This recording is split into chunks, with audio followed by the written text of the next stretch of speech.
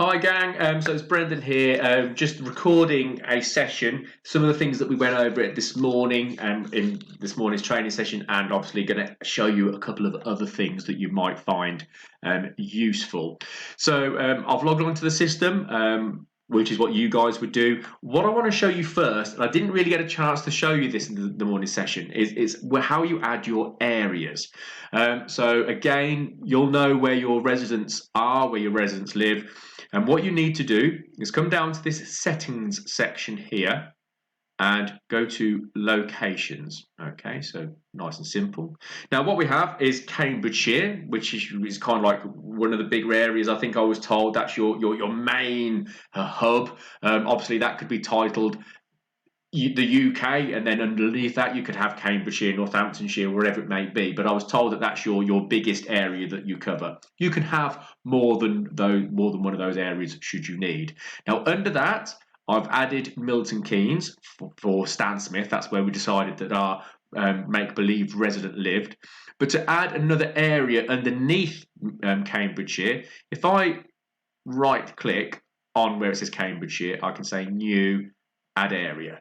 Now I'm just going to pretend I'm going to call this one Luton, just for pretend, and then anytime you add a resident to a Luton postcode, they would pop up underneath here as well. And then if you added another one, you get the idea. You could have as many different areas underneath your main umbrella area as you need. I can put a little bit more clarity on that should you need, or if you get stuck, just ask. It's very, very simple and very, very easy. But that's the first thing that you would want to do, just kind of specify your different areas that you work within. Okay. Now, once you've done that, go up to your service user management page, and this is where we spent most of the session waiting for the pages to unload. So if you remember rightly, we added Stan Smith. I'm going to add another resident for you. Don't worry, these can be deleted, these can be taken off your system, but as an aid, as a way of showing you how it's done, it's just very, very simple. So, service user management, and if I click on that red circle there, it will allow me to create a new service user. Don't forget, always, just as a simple usability thing, is fill in any of the boxes that have the mandatory fields and ignore the others just for the time being. Just make sure you fill in the mandatory fields, anything that's got the little red star to it. So let's just create a client. Perfect. Now, title, first name, last name. Second thing we need to do is your date of birth. Now, again, just to reiterate, please do use the date picker. Please do select the date from this box below. Now, just again, usability, you may have seen these before. They're quite regular. If you click on March or the month, click on the year, it then goes into decades, and you can simply just scroll back through time, 1950, July the 12th. So that's how you'd enter the date of birth for your clients. Over here, the status is active. Now this is active for, that means that the people that we are caring for are live on the system. We need to have access to them. If anyone leaves the service, they pass away, whatever it might be, you can make them inactive. If you're starting to do a pre-assessment for somebody and they're not necessarily active yet, there's somebody that you're looking at bringing onto your service, you've got a pre-admission function there. But just for the time being, stick with your clients who are active. Below that, gender, female, base location. Now, as you can see, we've got various different areas. So they simply relate to the areas that we did in the settings locations. So Cambridgeshire, Milton Keynes, again, we're going to use that. Postcode, I'm going to use the same one, MK9 3BN, and you would just then have some areas there you can kind of click on and it will put in your address there for you. Now, if you remember rightly, the NHS number, it is a mandatory field. You may know it, brilliant, put it in. If you don't worry, just put in a number, therefore it'll allow you to save that. Put in something like that kind of specifies, obviously, this isn't an NHS number, but as it's a mandatory field, you need to have something in there. And then last but not least, as we go down, service start date. Again, you've got the date picker function, click on that and just put the date in that way. And if I press save and I give it a second, and I've done everything right, we now have Jane Doe and Stan Smith. We now have 2 clients that we can start to do some personal details with. First things first, I'm going to go to this second button here, which is what I did in the session this morning.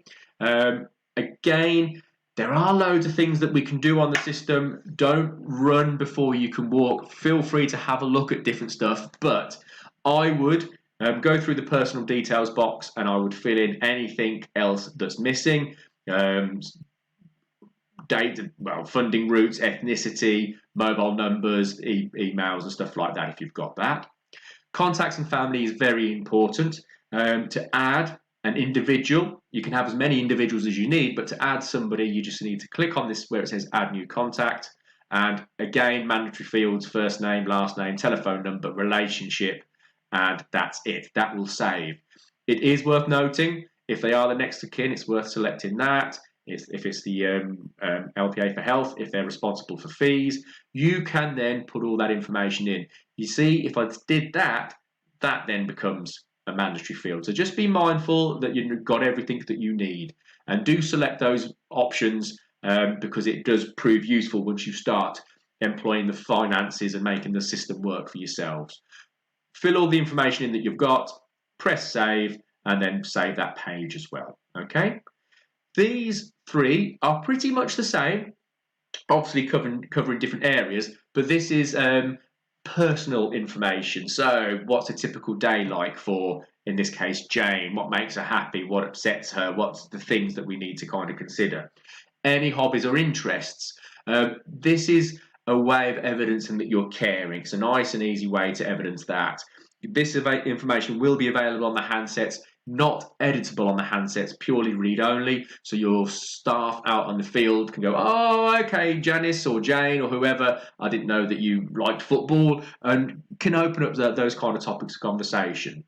Now, the couple of things that I did mention here, which I feel are really important, really good for evidencing that we're safe, that we're well led, are these couple of areas here. So, allergies. If there is an allergy that you are aware of, add it. This will then create a red alert on the client's care page. So anyone that goes in to see the client, wherever they live, to do a visit, the first thing they will see is any allergy information. And obviously you can select from the drop-down list, you can add other, you can create your own, you can have as many as you need. And if there are no known drug allergies or no known allergies, do select them. Okay, it's always worth having that information collected. The other box is your medical alerts. So what this is any kind of things that you would want your client, your staff to be aware about regarding the clients. Are there any communication issues? And it might be Jane is slightly deaf or English isn't her first language. Bless her, she might have some dietary requirements and she might be pureed diet only. And again, you can select multiple ones of those and you can have any notes in there. What these will do, these will create an amber alert. So sitting right beside the red alert for the allergies, you'll also see the amber alert. So around behaviours, dietary requirements, if it's palliative care, select that. Any risk of falling. It's just a good, easy way of making sure that you're evidencing all the things that you need to be safe and well led. Then right at the bottom, you've got save. Always, always, always save. Save more than you think you need to. It's just good, good housekeeping. And usually the save button is down at the bottom right here. Otherwise, you will see it will be in front of you.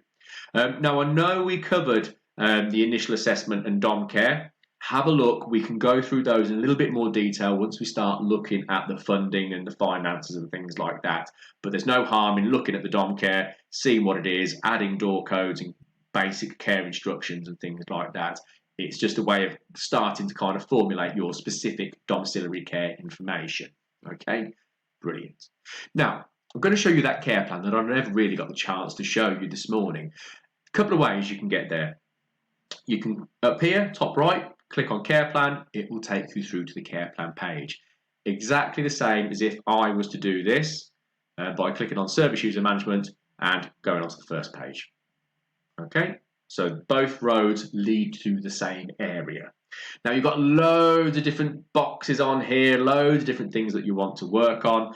I'm going to specifically show you the home care plan and take you through that in a bit more detail.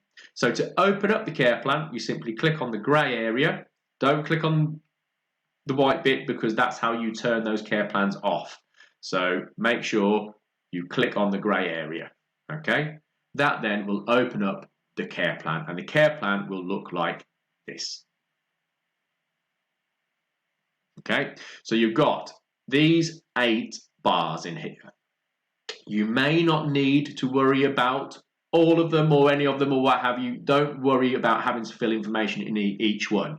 The first thing that I would do is decide whether I needed to attach any assessments to this care plan. Okay, now by assessments, if I click on the bar, it opens up, and if I click on please select an assessment, it will give me all the assessments that we have within the system. These are our nursing assessments. So again, if you're not doing nursing care, you may not need these assessments. So don't worry, the system isn't saying that you should use them, but if you need to, if you are, then they are built in. And there are things like the Wellbeing Assessment Tool, the Depression Scale, the Falls Tool, the Must Tool, Waterlow, Manual Handling, Pain Scales, Mouth Care Assessments, Choking Risk Assessments, Suspected UTI. There's a whole load in there. Do feel free, have a look, familiarise yourself with them. If you don't need them, don't worry. But to attach them to the care plan, it's no more than just simply click on them, and you can select as many as you like, and they're now attached to the care plan. Okay, you would then logically go through each of your assessments, fill in the information, and if it's a scoring assessment, it will give you a score at the end. That will then help you understand what kind of support that individual might need. But if you don't need them, ignore the assessment bar and go straight onto the care plan page itself. Okay, so open up the care plan by clicking on the care plan bar. This is where we've got a whole raft of text fields for you to kind of capture the information and the needs of the client that you're supporting. Now, we had a great question about me. That is relating to the client, in this case, Jane Doe. Okay, so this is again more about her personal needs, the kind of support that she might require, the type of person that she is, a little bit of information about her. We do have this information captured elsewhere within the system, don't forget. So if you do fill in some of those personal information boxes that we've got under the personal details, copy and paste them over if you need to. It's absolutely fine. You've captured it. You know, you don't need to rewrite it. You can copy and paste. But this is just a little bit about me, okay, or in this case, Jane Doe. Now, scroll down and just take your time. Just read the heading. And what are the client's desired goals and outcomes? Well, you do have what we call our optional prompts. So you can select these. You don't have to use them. But if you wanted to kind of specify a little bit more on the desired goals and outcomes statement section, you can say, well, I need to talk about the fact that we want to prevent hospitalisation, or we want to maintain good morale, or we want to promote independence. And down here is where you can write a little bit more about that, put a little bit of meat on the bone. Scrolling down, does this client have cognitive impairment? If not, you can leave it, or you can select no signs, or if there are signs, you can select several other different things that you've got going on. Again, this one has a statement box below that, and you can kind of fill that in as well, expanding on the brain injury, the substance misuse, etc., that you've kind of selected from the text above. Okay? Now, I want to show you the function that's behind here. So what are the client's personal care needs? And we've got what are the client's continence needs, and what are the client's mobility needs. Okay, so again, you don't have to use that function. You can simply just text it in. That's not a problem. But whilst we're doing personal care, if you do select that statement, click on that box and come down to where it says washing and dressing. And now if I click on there, and I can do that as many times as I need to get the right statements that I want. There might be mouth care needs. There might be washing and dressing. Let's do some goals as well. Don't have to follow the order that I'm putting this in, Put it in an order that makes sense to you. If there are no mouth care needs, do not select the mouth care statements.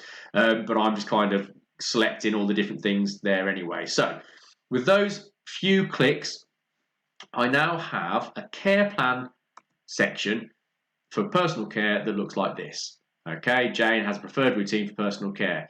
You can then add any statements. Any red text here is a prompt for you to kind of put in the statements that relate personally to Joan, and it will be your job to personalize any of these statements and everything to, in this case, Jane or any of the clients that you're working with. Okay, and again, don't forget you can add your own stuff at the bottom. It just means that you've got a starter for 10. You've got something to start from.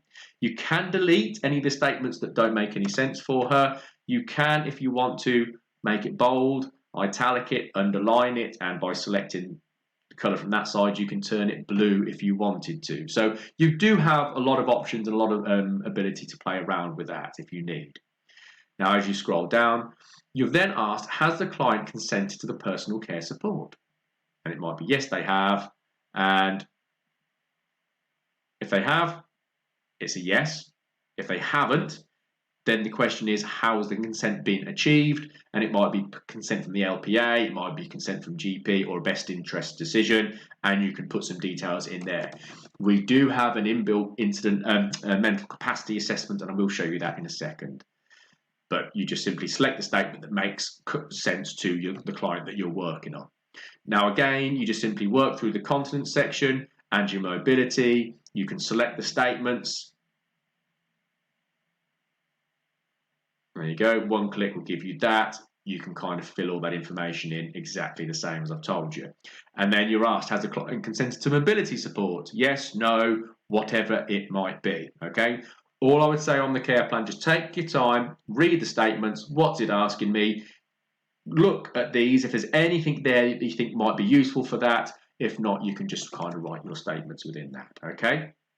It then goes on to medication, it then goes on to any support requirements, and then you've got other support requirements. So anything else that's not captured within these statements, you can put within the other support requirements box. So you capture everything as much as you possibly can, okay? Now, what you've got below here is what we call our needs summary. So you've alluded to it here and you've got loads of words and it's all looking good and it's the kind of support that you're doing, but sometimes you just want to kind of capture a quick bit of information. So what this is the client needs summary, and it might be strip wash and toileting. This is the support that we must provide for Jane.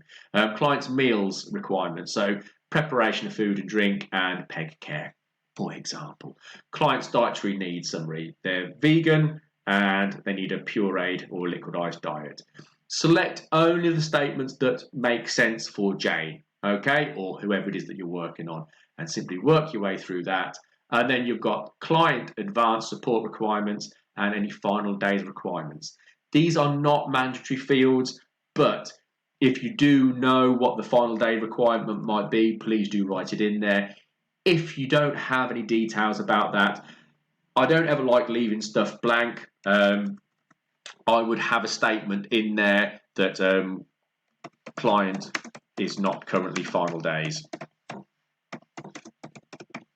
What that will do, that will at least say that you've acknowledged that question, and then when the CQC come knocking, as is their want, you've at least got something in there. They don't ever like blank spaces, so do write something in as much of these boxes as you possibly can, okay? Now, last thing you're going to see is this care plan risk profile. You do have risk assessments here. I'm going to suggest that you pop over that and then you come to the risk profile section here. This is where you're going to add your general risk assessments. You can have as many risk assessments attached to this home care plan as you need. And if I select on that, then it opens up your risk assessments. So that's by clicking on the plus sign. This top box is the type of risk that you're looking at. It might be about allergies, behaviours, choking, confusion, distressing symptoms, something to do with the environment of the home where the client lives. These are standardised titles. Now what this means is, if you were to do one for choking, for example, you could do another risk assessment about choking for 20 other clients, you could then see how many choking risk assessments you've got in play across your client population. Just gives you an easy way of looking at everybody's risks in one place. So that's your standard title. If there is a title down here, or there isn't a title down here that you want, I can show you how to add and create your own, but look at what's there first, use as much of that as you possibly can, and then I will show you how to do other stuff. So obviously it might be choking on food, it might be choking on medication, it might be choking on whatever it might be. I'm choking and it's choking on food. You've then got a risk matrix, so if this is a significant issue and it is almost certain to happen, it will give you a severe outcome. If it's a minor issue, you can see that it becomes medium. If it's rare, it's going to be low. If it's possible, it might change depending on what statements you select from there. Again, this will give you an overview of how many medium, high, low, severe risks you've got across your client population. Put in the risk details, put in the triggers, what are we looking out for, what are the things that can start this risk off, who's going to be harmed, and what are we doing about it, okay? And you can do as many of those as you need. So that's absolutely fine. Lovely, okay? Now, I've moved the screen, but if I'm going up through the care plan and I'm doing the risk assessments, you will always see they've got cancel, save and publish, and save and continue. Wherever you are, you're going to see what care plan it is that you're on and who it is that you're working for, and you're going to see these statements at the bottom. Whilst you're building your care plans, whilst you're doing your assessments if you need them, whilst you're doing your risk assessments, always press save and continue. Do that more often than you think you need to, okay? Just make sure that you do that. You know what it's like. You get a cup of coffee, there's a phone going, whatever it might be. Just make sure you always press that. Once you are happy with everything, that's when you save and publish, and that then makes that the live care plan. But just for the time being, just save and continue. I'm going to press cancel, which will delete all the information that we've just done. Okay? There you go. It will return back to normal. So, one last thing now. I'm going to show you, and return to care plan. That's that front page here. Do have a look through these other boxes. History isn't going to make any sense yet because there's no history. We've not done anything with that particular individual. The visits is where you would create your visits, morning visit, tea time visit, bedtime visit. That's done on that page. So again, all the different care that you are providing for, but you can't do that until we've done the funding section. So let's not worry about that for the time being. By all means, do have a look at the body map. You look at various different issues. You can manage your body map. If you point and click, you can select that it's a pain issue and it's a headache. And if I was to save that, you could then do a pain assessment if there's any pain assessments in play. You can fill all that kind of information in. Again, we can go into that if you need body maps. We can go into that in a bit more detail, but just know that it's there. By all means, have a play around on Stan or Jane or whoever and just see what it's showing you, but you'll get used to that very, very quickly. Return to care plan. The mental capacity is here under the consent and mental capacity, and you simply click on the bar. Now, if you click on that plus, this is where your consent signature section lives. Now, obviously, you're going to be asked, what are we consenting for? And it may be you just want to do day-to-day care. It may be that you want to get an individual signature for photographs or vaccinations or what have you. We know that it's decision specific. We know that you might have several of these going on at any one time. So just select what you want. If you want a consent form to capture most of your stuff, I would go day-to-day care, okay? Then in the details, add what that's about. All the care provided in the care plans, to have visits, to have your data stored on a system, whatever, etc., etc.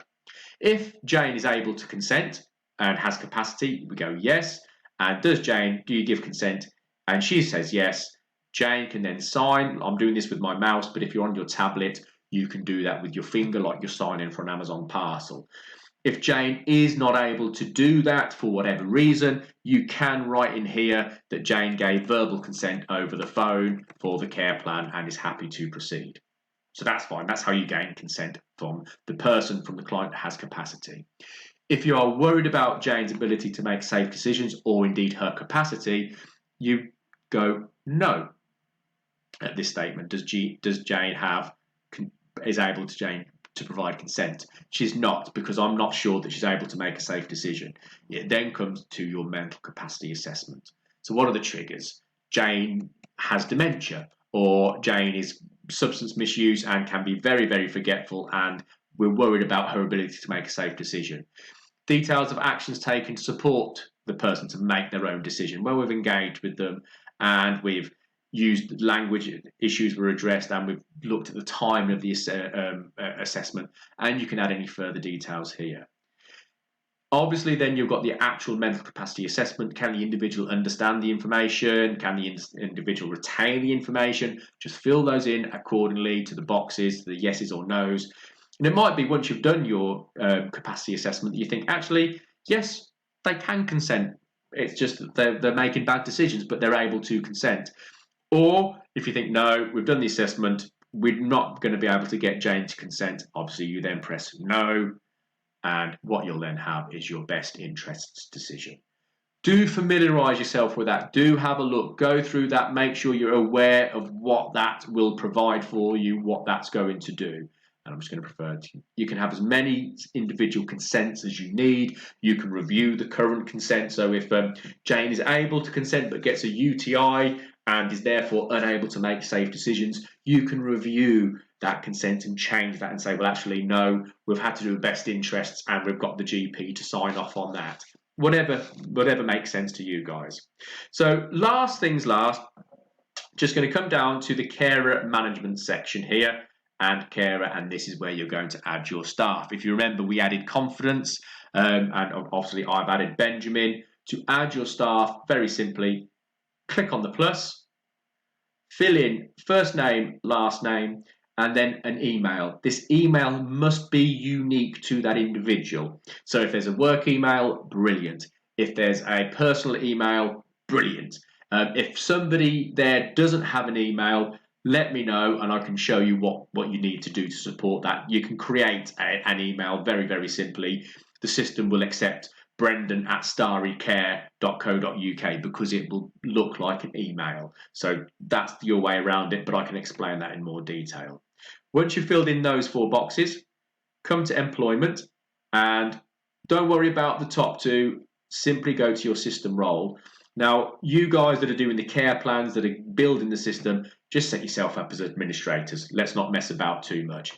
Once you start adding your carers, as we did with confidence earlier, put them down as level 1. These are different variants. So once you are up and running, it might be that actually some of you seniors may not want access to staff records and things like that, so you just might put yourself down to level 4 or 5. Okay, don't worry about it too much. You can change it at any point. The next thing that you want to do is come down to base location and select your staff member where their base location is. They will have access to other areas, don't worry, because you can say access to all work zones and you can select your base location as that. Just put it down as Milton Keynes. They will still be able to see all the other areas quite happily. Okay, and if you press save, no, turn that off, leave that off. They're still going to be able to do that. So leave that off at this point, and we're just going to press save. Okay, and I've not filled it in, so you've got those buttons there. Okay, brilliant. I'll get this over to you now. Of course, any questions, fire away. We'll get you sorted. Okay, cheers, guys.